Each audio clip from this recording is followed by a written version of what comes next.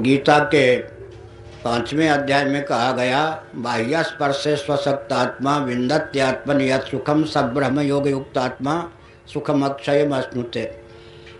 बाह्य विषयों में अनासक्ति हो।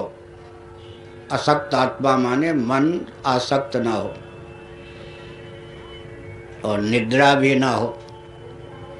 मन में ही अजस्र सुख की अभिव्यक्ति हो, अर्थात मन शुद्ध और समाहित दशा में सर्वथा एकाग्र हो और जैसे निर्मल निश्चल दर्पण पर मुखचंद स्फुट रीति से प्रकट हो जाता है, ठीक वैसे ही सुखमस्यात्मनो रूपम श्रीमद्भागवत का 7वां स्कंध। आत्मा सुख स्वरूप है, उसकी अजस्र अभिव्यक्ति शुद्ध और समाहित चित्त पर हो विषयालंबन के बिना तो अक्षय सुख की प्राप्ति होती है। अक्षय सुख की प्राप्ति का मार्ग प्रशस्त होता है। विन्दत्यात्मन या सुखम सब ब्रह्म योग युक्त आत्मा। फिर आत्मा की ब्रह्म रूपता, ब्रह्म रूप की आत्मरूपता, आत्मा स्वरूप ब्रह्म में, ब्रह्म स्वरूप आत्मा में प्रकृति सहित प्रपंच की अध्यक्षता का चंचल निश्चय प्राप्त होना पर अखंड आनंद की प्राप्ति होती है। वो अंतिम चरण है। बीच का चरण यह है, विषयालंबन के बिना ही, निद्रा के बिना ही शुद्ध और समाहित चित्त पर आत्मा की अजस्र अभिव्यक्ति होती है। तो मानो सुसुप्ति के आनंद को हमने जागृत अवस्था में प्रकट कर लिया। इसी का नाम है योग दर्शन में विभूतिपाद। विभूतिपाद का अर्थ होता है मन में तादात्म्यापत्ति की क्षमता है। जिसका चिंतन करते हैं तद्रूप मन हो जाता है। तादात्म्यापत्ति के कारण मन में बहुभवन, एक से अनेक होने की क्षमता भी प्राप्त है।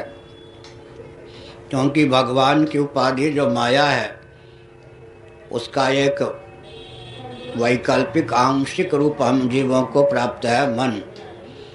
तो मन में तादात्म्यापत्ति की क्षमता है। अवधारणा के द्वारा जिस सिद्धि को हम प्राप्त करना चाहते हैं उस सिद्धि को प्राप्त कर सकते हैं। अर्थात पृथ्वी है, जल है, तेज है, वायु है, आकाश है, हाथी है, अश्व है, देवता हैं, सिद्ध हैं। जिस वस्तु या व्यक्ति के जीवन में जो दिव्यता सन्निहित है, वह दिव्यता यदि हमारे चित्त को आकृष्ट करती है तो उस प्रकार की धारणा के द्वारा हम मन में उस दिव्यता का आदान कर सकते हैं। यह विभूतिपाद का सारांश है। इस दृष्टि से विचार करें तो समाधि की सिद्धि को, जो समाधि में सिद्धि सुलभ होती है, सिद्ध योगी जागृत अवस्था में भी उसे उतारने में समर्थ हैं। जैसे 12 वर्ष के किसी व्यक्ति को 12 वर्षों के लिए निर्विकल्प समाधि सुलभ हो जाए तो 12 वर्ष बाद भी उसकी आयु 12 वर्ष की ही रहेगी। क्योंकि निर्विकल्प समाधि की दशा में प्राणस्पंदन और चित्तवृत्ति दोनों का निरोध होता है, तो आयु में वृद्धि नहीं होती। लेकिन भगवान सुखदेव जी भिक्षाटन भी करते, कथा भी कहते, वन में विचरण भी करते। जब निर्विकल्प समाधि नहीं लगाते तो भी व्यवहार दशा में भी उनकी आयु 16 साल की ही बनी रहती है। सनकादि जब निर्विकल्प समाधि नहीं प्राप्त करते, व्यवहार में उनका व्यवहार भी दिव्य है, निवृत्ति परायण बनकर व्यवहार करते हैं, तो भी उनकी आयु सदा 5 वर्ष की ही बनी रहती है।